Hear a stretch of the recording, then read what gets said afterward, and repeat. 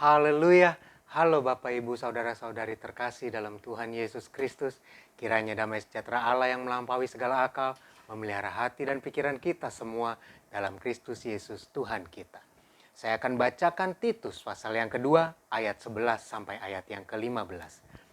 Karena kasih karunia Allah yang menyelamatkan semua manusia sudah nyata.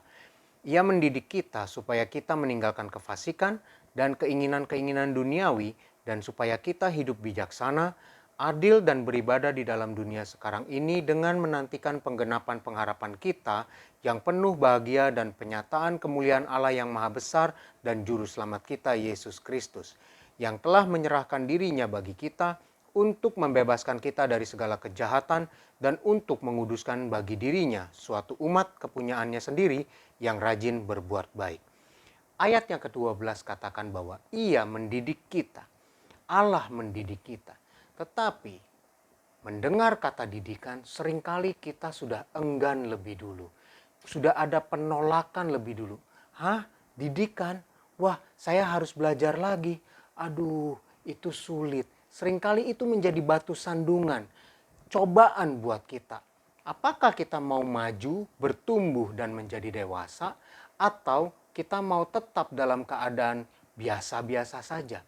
Tidak dididik berarti tidak bertumbuh. Tetapi mari kita belajar dalam Ibrani. Ibrani pasal yang keempat ayat 14 sampai ayat yang ke-16. Karena kita sekarang mempunyai imam besar agung yang telah melintasi semua langit, yaitu Yesus anak Allah. Baiklah kita teguh berpegang pada pengakuan iman kita. Sebab imam besar yang kita punya bukanlah imam besar yang tidak dapat turut merasakan kelemahan-kelemahan kita. Sebaliknya sama dengan kita, ia telah dicobai, hanya tidak berbuat dosa. Sebab itu, marilah kita dengan penuh keberanian menghampiri tahta kasih karunia, supaya kita menerima rahmat dan menemukan kasih karunia untuk mendapat pertolongan kita pada waktunya.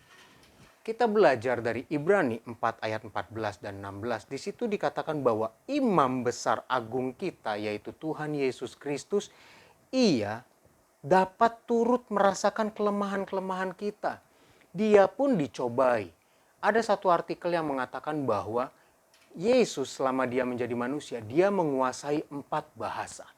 Dengan demikian kita lihat bahwa dia belajar. Dan dia menang atas keengganan untuk belajar. Mendengar kata didikan, dia tidak merasa tersandung. Tetapi dia dengan semangat mau belajar. Demikian juga kita.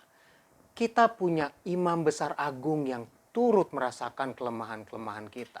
Dia tahu belajar itu tidak enak.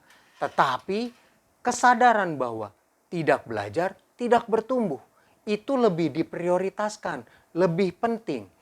Ingatkah kita, ciri-ciri tubuh Kristus yang hidup adalah memperhatikan yang penting. Yang penting sekarang adalah belajar bertumbuh. Untuk itu, mari kita dengan penuh keberanian menghampiri tahta kasih karunia. Kita berdoa, Tuhan tolong, mampukan kami. Kami mau bertumbuh dan belajar. Kami mau. Putuskan itu.